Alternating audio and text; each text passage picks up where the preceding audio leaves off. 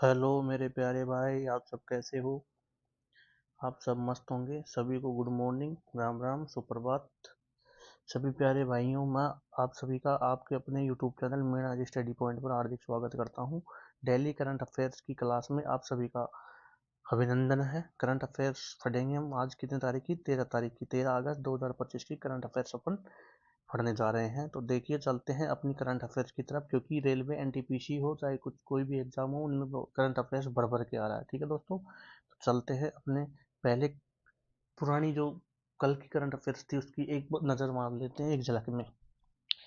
पूर्वी भारत की पहली एसी लोकल ट्रेन कहाँ लॉन्च की गई? पश्चिम बंगाल में लॉन्च की गई। विश्व स्वास्थ्य संगठन डब्ल्यूएचओ ने हाल ही में किस देश को निद्रा रोग से मुक्त घोषित किया है? केन्या को। हिरोमासा उराकावा कौन थे जिनका हाल ही में निधन हो गया है? मुक्केबाजी थे और ये कहाँ के थे? जापान के थे। भारत की सबसे लंबी रूट वाली वंदे भारत एक्सप्रेस ट्रेन महाराष्ट्र में चलाई गई है। महाराष्ट्र में चलाई गई है अंजनी पुणे एक्सप्रेस।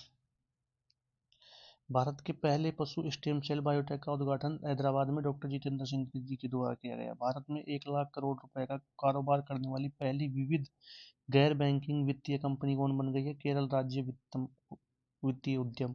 हाल ही में केंद्र सरकार ने पीएम ड्राइव योजना को 2 वर्ष तक के बढ़ा दिया, 2028 तक कर दिया है।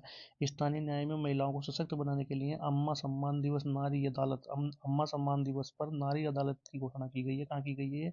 सिक्किम में की गई है। प्रेम सिंह तमांग वहाँ के मुख्यमंत्री, उनके द्वारा की गई है।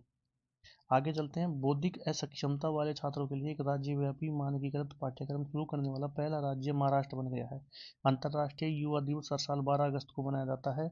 वाई द कॉन्स्टिट्यूशन मैटर नामक बुक किसके द्वारा लिखी गई थी? डी वाई चंद्रचूड़ जी द्वारा।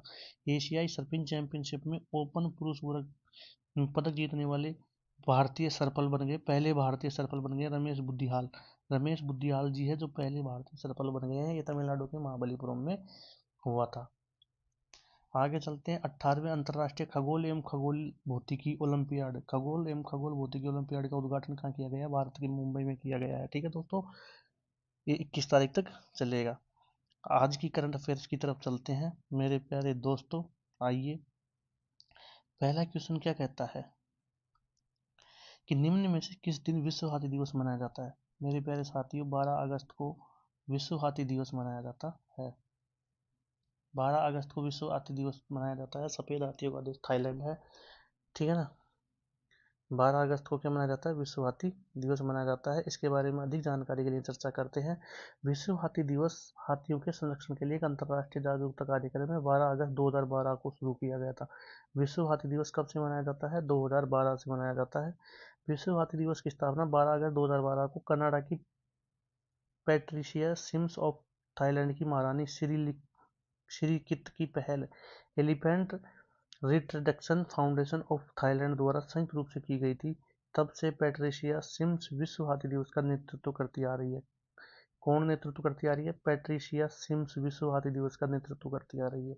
अब आपको ये ध्यान रखना होगा कि 12 अगस्त 2012 को कनाडा की पैट्रिशिया सिम्स और थाईलैंड की महारानी श्रीकित की पहल पर एलिफेंट री इंट्रोडक्शन फाउंडेशन ऑफ थाईलैंड द्वारा संयुक्त रूप से इसकी घोषणा की गई थी। और तब से पैट्रिशिया सिम्स विश्व हाथी दिवस की नेतृत्व करती आ रही है। ठीक है दोस्तों, आगे है कि विश्व हाथी दिवस 2025 में मनाया गया।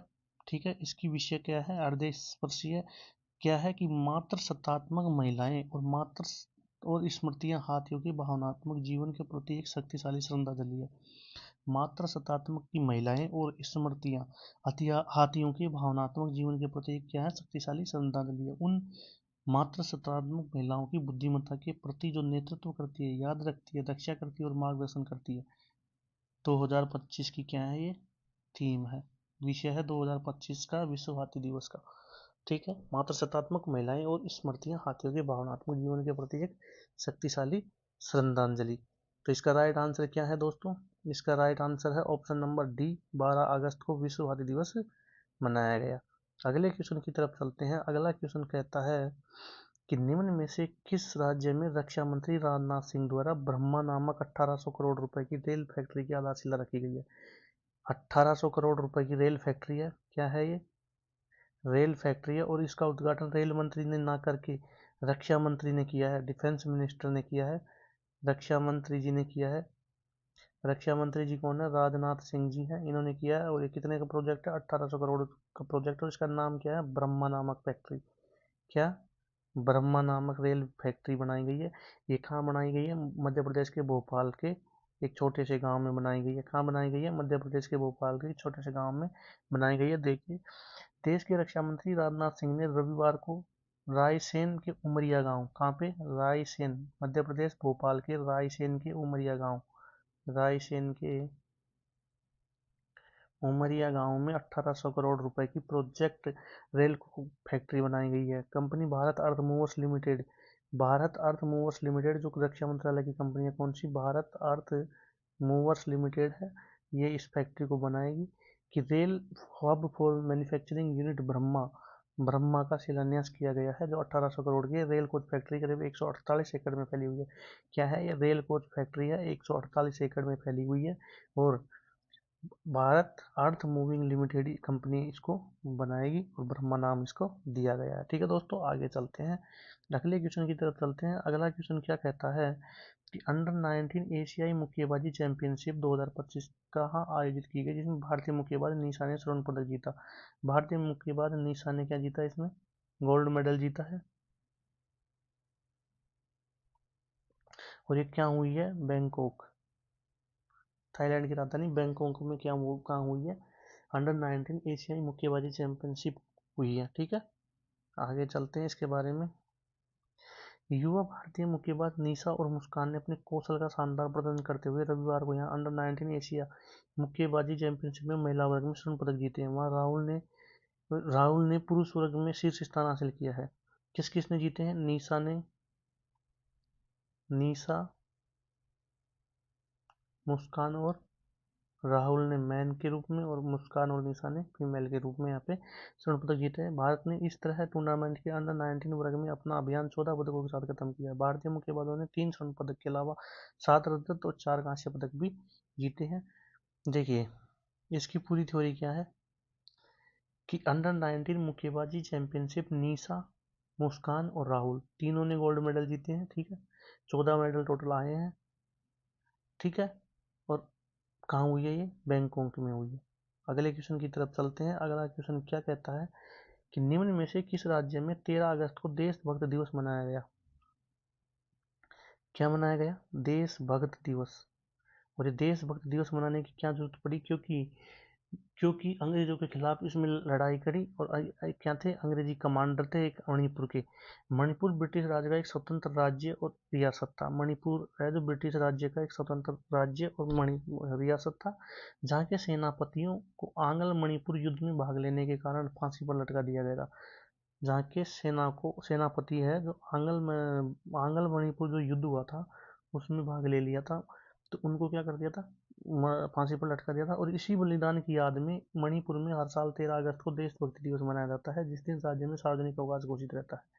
13 अगस्त को मणिपुर राज्य में पूरे राज्य में क्या रहता है? सार्वजनिक अवकाश घोषित रहता है। और क्यों रहता है? क्योंकि आंग्ल मणिपुर युद्ध में जो ब्रिटिश साम्राज्य के टाइम पे मणिपुर था, एक स्वतंत्र रियासत या देश के रूप में था, तो आंग्ल मणिपुर युद्ध में जब सेनापतियों ने वहाँ पे भाग ले लिया, आंग्ल मणिपुर युद्ध में जब सेनापतियों ने भाग ले लिया, तो क्योंकि वो ब्रिटिश के सेनापति थे, तो इसलिए उनको क्या कर दिया? फांसी पर लटका दिया। और उन्हीं की याद में, उन्हीं की स्मृति की याद में ये मणिपुर में देशभक्ति दिवस मनाया जाता है। तो 13 अगस्त को मणिपुर में जन्मे कुछ महान देशभक्तों के में वीर टिकेंद्रजीत सिंह और पाओना ब्रजवासी शामिल है।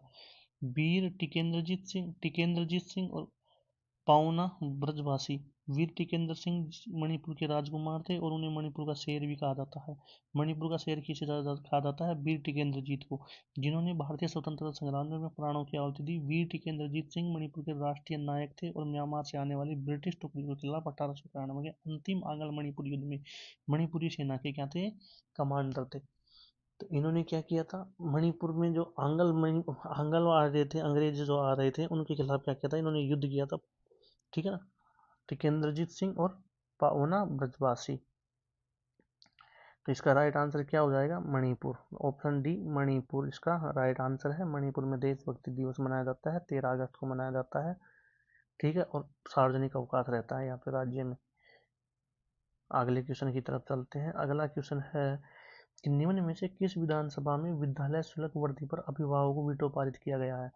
विद्यालय विद्यालय शुल्क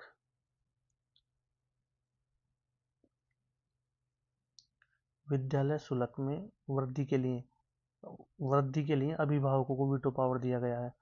अभी इसका उद्देश्य क्या है? इसका मतलब क्या है कि विद्यालय के अंदर जब यदि फीस बढ़ा दी जाती है और वो अवैध रूप से वसूल कर रहे हैं, फीस बढ़ा दी जाती है और फीस बढ़ाने के नाम पर वो पैसे ले रहे हैं फीस बढ़ाकर, ठीक है ना। और यदि एक भी बच्चे के माता पिता ने उस फीस के खिलाफ बोल दिया कि ना, हमको ये फीस नहीं चाहिए, हम पुरानी फीस ही रख देंगे, तो ये फीस विद्यालय नहीं बढ़ाएगा, ये फीस वापस पुरानी वाली फीस ही कर दी जाएगी, ठीक है ना। विद्यालय अभिभावक की एक वीटो पावर दे दिया।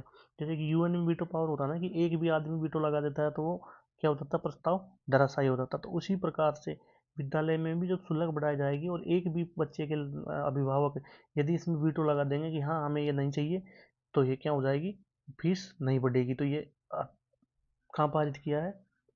ये वीटो कहाँ पारित किया है? दिल्ली की विधानसभा में पारित किया है। दिल्ली की मुख्यमंत्री कौन है? रेखा गुप्ता जी है, ठीक है दोस्तों। तो ये बहुत अच्छा निर्णय लिया गया है स्कूलों के लिए, गरीब बच्चों के लिए, कि स्कूल की फीसें ना बढ़े।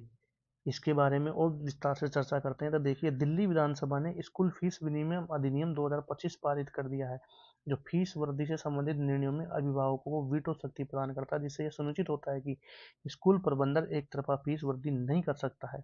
दिल्ली के शिक्षा मंत्री आशीष सूद ने विधानसभा में कहा, अगर एक भी अभिभावक असहमत होगा तो फीस वृद्धि का प्रस्ताव मंजूर नहीं होगा।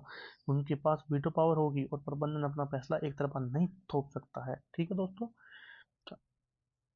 विधेयक के अनुसार पहली बार उल्लंघन करने पर इसमें जुर्माना भी रखा गया है। स्कूलों पर क्या रखा गया है? जुर्माना भी रखा गया है। तो पहली बार उल्लंघन करने पर तो 1 लाख से 5 लाख रुपए तक का जुर्माना लगाया जाएगा, और बार बार उल्लंघन कर लिया तो 2 लाख से 10 लाख रुपए तक जुर्माना, और उसको क्या, आधिकारिक पद से हटा दिया जाएगा, ठीक है दोस्तों। ये इसका क्या है, जुर्माना है। ये बहुत अच्छी पहल है, ये बहुत अच्छी पहल है कि स्कूल अपनी मनमानी नहीं कर सकते, स्कूलों में मोटी फीस नहीं बढ़ाई जा सकती अगर एक भी अभिभावक क्या है, उसकी फीस के विरोध में है। तो वीटो पावर दे दिया गया है नागरिकों को स्कूलों में फीस वृद्धि के खिलाफ। कहाँ पे दिया गया है? दिल्ली में दिया गया है। अगले क्वेश्चन की तरफ चलते हैं। अगला क्वेश्चन है कि निम्न में से किस राज्य में सोशल मीडिया के दुरुपयोग पर नजर रखने के लिए गरुड़ दृष्टि नामक पहल शुरू की गई है? गरुड़ दृष्टि नामक पहल शुरू की गई है। सोशल मीडिया पर जो आपत्तिजनक पोस्ट करते हैं, ये याद ध्यान रखने की बात है, आप सब नादान नहीं हो। सोशल आपकी ज़िंदगी का खेल भी 1 मिनट में ख़त्म हो सकता है और 1 मिनट में सुधर सकता है।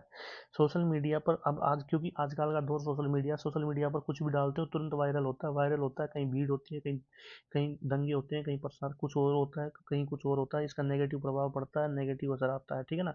तो उस दुरुपयोग को रोकने के लिए इस प्लेटफॉर्म पर एक गरुड़ दृष्टि नामक पहल शुरू की गई है। क्या पहल की गई है? गरुड़ दृष्टि। तो गरुड़ दृष्टि नामक पहल की गई है, और ये कहाँ की गई है? ये महाराष्ट्र में की गई है। देवेंद्र फडणवीस ने इसके बारे में बताया है। और क्या बताया है, देखिए आपको मैं बताता हूँ कि सोशल मीडिया के दुरुपयोग पर नजर रखने के लिए गरुड़ दृष्टि पहल महाराष्ट्र राज्य ने शुरू की है। महाराष्ट्र के मुख्यमंत्री कौन? देवेंद्र फडणवीस के बयान से इनकी पुष्टि हुई। उन्होंने बताया कि यह प्रणाली अधिकारियों को ऑनलाइन घृणास्पद भाषण फैलाने वाले इंसा उप मुख्यमंत्री है ये। देवेंद्र फडणवीस तो उप मुख्यमंत्री है, वहाँ तो शिंदे है ना मुख्यमंत्री। तो हिंसा भड़काने वाले व्यक्तियों की पहचान करने तथा उनके विरुद्ध त्वरित कार्रवाई करने में क्या करती है? मदद करती है। शिंदे तो पहले थे, अब भी है। हाँ हाँ, देवेंद्र फडणवीस ही है मुख्यमंत्री। कौन है? देवेंद्र फडणवीस ही है।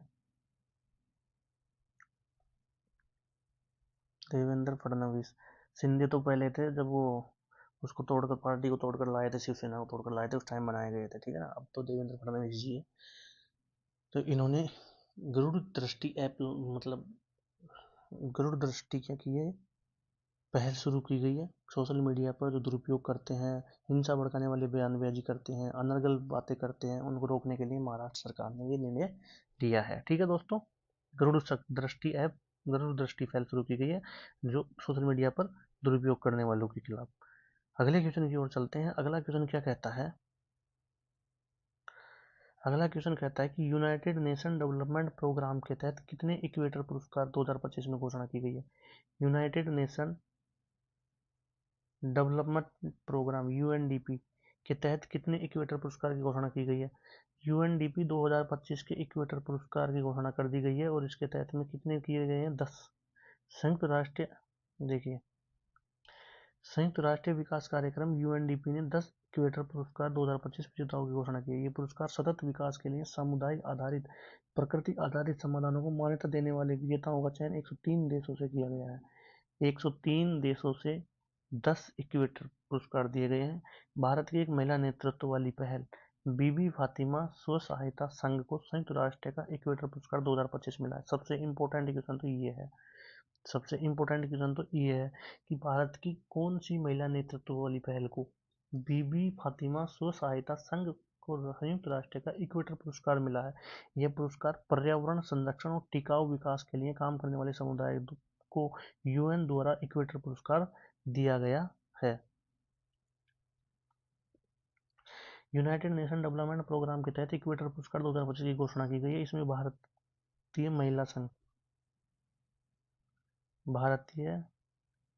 महिला स्व फातिमा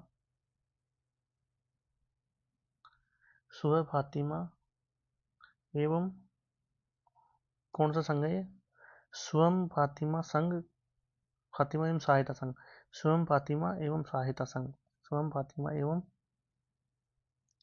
सहायता संघ है जो क्या है? भारत का है और इसको भी इक्वेटर पुरस्कार मिला है। और टोटल कितने को मिला है? 10 को मिला है। यूएनडीपी संयुक्त राष्ट्र डेवलपमेंट प्रोग्राम जो एक सतत विकास के लिए करता है, मदद के लिए करता है, ठीक है ना, सस्टेनेबल डेवलपमेंट के लिए करता है, लगातार निरंतर सतत प्रयासों के लिए करता है। और ये भारत की महिलाओं का एक संगठन है, भारतीय महिला का संगठन है कि स्व फातिमा एवं सहायता संघ। ये संघ है एक भारतीय महिलाओं का, स्व फातिमा एवं भारतीय संघ। इसको भी क्या मिला है?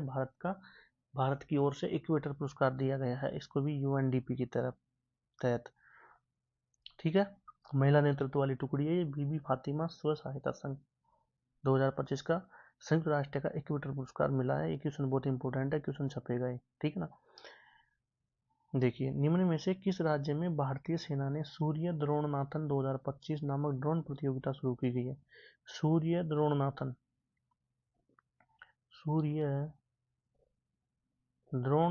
2025 नामक कैसी है? एक ड्रोन प्रक्रिया है, इसको शुरू किया गया है। और इसको कहाँ शुरू किया गया है? भारतीय सेना ने हिमाचल प्रदेश में इसको शुरू किया गया है। भारतीय सेना ने इसे कहाँ किया है? हिमाचल प्रदेश में शुरू किया है, सूर्य द्रोणनाथन ड्रोन पद्धति। अब ये क्या चीज़ है, इसके बारे में जानते हैं। भारतीय सेना ने हिमाचल प्रदेश की स्पीति घाटी में, कहाँ पे? स्पीति घाटी में सूर्य द्रोणनाथन 2025 नामक एक उच्च ऊंचाई वाली ड्रोन प्रतियोगिता का आयोजन किया गया। सेना की सूर्य कमान द्वारा आयोजित इस ड्रोन प्रतियोगिता में फ्रीलांसरों, स्टार्टअप्स और OIM को रक्षा अनुप्रयोगों के लिए स्वदेशी समाधान डिजाइन करने के लिए आमंत्रित किया गया था। प्रतिभागियों को यह सुनिश्चित करना होगा कि ड्रोन चीनी पुर्जों से मुक्त हो। मशीनों को 10,700 फीट ऊंची प्राकृतिक बाधाओं पर अपनी क्षमता को प्रदर्शन किया गया। अपनी क्षमताओं का प्रदर्शन किया गया। कितने ऊपर पर? 10,700 फीट की ऊंचाई पर, ठीक है ना। और ड्रोन प्रतियोगिता थी स्पीति घाटी के अंदर। स्पीति घाटी के अंदर क्या थी? ड्रोन प्रतियोगिता थी। सूर्य द्रोणनाथन 2025 सेना की टुकड़ी सूर्य कमान के द्वारा किया गया था, ठीक है। इसका राइट आंसर हिमाचल प्रदेश में किया गया था। अगले क्वेश्चन की तरफ चलते हैं। अगला क्वेश्चन है कि निम्न में से किस देश में पहली बार विश्व एथलेटिक कांस्य स्तरीय महाद्वीप प्रतियोगिता आयोजन किया गया? विश्व में पहली बार किस देश में पहली बार विश्व एथलेटिक कांस्य स्तरीय महाद्वीपीय प्रतियोगिता का आयोजन किया गया? कहाँ किया गया? ये अपने इंडिया में किया गया। विश्व एथलेटिक कांस्य स्तरीय विश्व एथलेटिक्स कांस्य स्तरीय प्रतियोगिता अपने इंडिया में की गई है।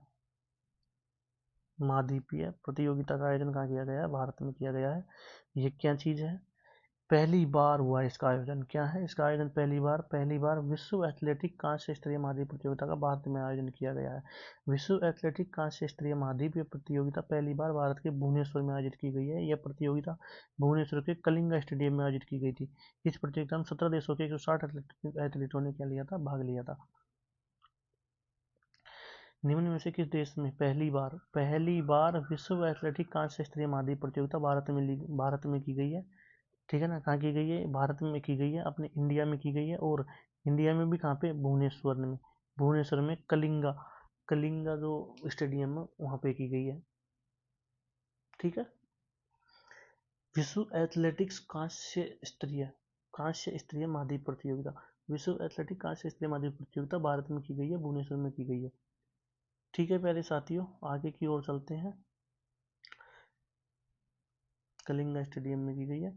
और इसमें है कि इन प्रतिस्पर्धाओं में शीर्ष मार्क करने वाले खिलाड़ियों को, जो इन इसके अंदर जो ये विश्व कांस्य स्तरीय पहली जो प्रतियोगिता है, विश्व कांस्य स्तरीय जो पहली जो प्रतियोगिता है, इसमें जो टॉप करेंगे उनको क्या? विश्व एथलेटिक चैंपियनशिप के लिए क्वालिफिकेशन अंक हासिल किए जाएंगे। भारतीय भाला फेंक खिलाड़ी अनु रानी, सचिन यादव, लंबी कूद के लिए खिलाड़ी मुरली श्रीशंकर और शैली सिंह और धावक अनिमेश कुंजूर इस पहली एथलेटिक प्रतियोगिता में भाग ले रहे हैं। ठीक है दोस्तों, आगे चलते हैं। और अगला क्वेश्चन क्या कहता है कि निम्न में से किस स्थान पर भारत का पहला ड्रोन एआई संचालित कृत्रिम वर्षा का प्रयोग किया गया? भारत का पहला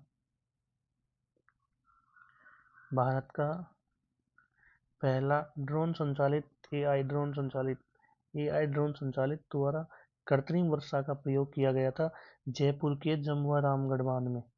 जयपुर के जमुआ रामगढ़ में रामगढ़ बांध है, वहाँ पे किया गया था। ठीक है ना, जयपुर के जमुआ रामगढ़ में रामगढ़ बांध है, राजस्थान के जयपुर में, वहाँ पे किया गया था। लेकिन ये क्या होगी?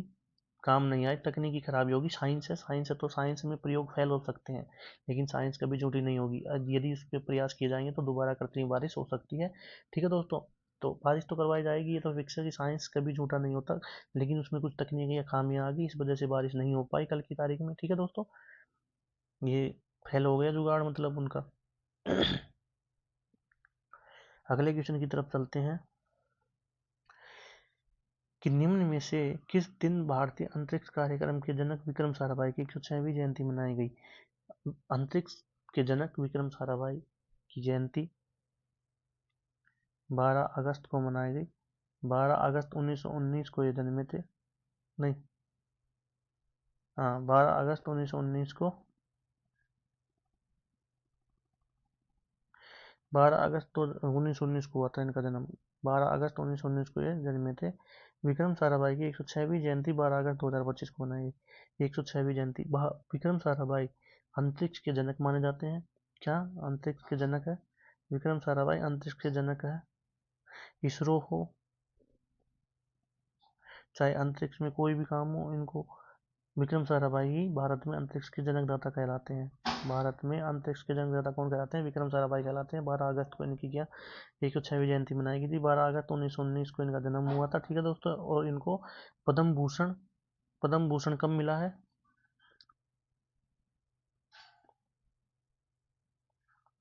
पद्म भूषण मिला हुआ और पद्म विभूषण भी मिला हुआ। पद्म विभूषण तो मरणोपरांत मिला है, पद्म भूषण तो मिला था इनको 1966 में, और पद्म विभूषण मिला 1972 में। ठीक है, 1966 में पद्म विभूषण और पद्म विभूषण 1972 में मिला है। आगे चलते हैं। अगला क्वेश्चन है कि न्यूजीलैंड से संबंधित दुर्लभ ब्लू पिंकगिल मशरूम हाल ही में किस राज्य में खोजा गया है? दुर्लभ जो ब्लू पिंकगिल मशरूम है, दुर्लभ पिंकगिल, दुर्लभ, दुर्बल नहीं, दुर्लभ ब्लू पिंकगिल, ये बहुत मशहूर मशरूम है। इसको कहाँ खोजा गया है? तेलंगाना में खोजा गया है। तेलंगाना के जंगलों में खोजा गया है इसको, तेलंगाना के जंगलों में खोजा गया है। तबीयत खराब चल रही है दोस्तों, थोड़ी इस वजह से थोड़ी आवाज़ भी कम आ रही है। ठीक है ना, और थोड़ा स्पीड भी कम है, क्योंकि हाल खराब है अभी प्रेजेंट में तबीयत के। तेलंगाना के जंगलों में दुर्लभ नीले पिंकगिल और शटलकॉक मशरूम देखे गए। कोमाराम भीम आसिफाबाद जिले के कागज नगर वन प्रभाग में दुर्लभ और रंगीन कौकों की भरमार देखी गई, जिनमें सबसे खास है ब्लू पिंकगिल। ये कहाँ के थे? यह प्रजाति न्यूजीलैंड की मूल निवासी है। ब्लू पिंक गिल कहाँ की प्रजाति है? मूल रूप से न्यूजीलैंड की निवासी है और ये 50 रुपए के डॉलर के नोट पर भी छपी हुई है। ये चटक नीला मशरूम जिसका रंग दुर्लभ एंजुलिन वर्णों से प्राप्त होता है, कदम्ब रिजर्व फॉरेस्ट और प्रभाग के अन्य स्थानों में खिलता हुआ देखा गया। कदम्ब रिजर्व फॉरेस्ट कहाँ है? कदम रिजर्व फॉरेस्ट कहाँ है? तेलंगाना में है।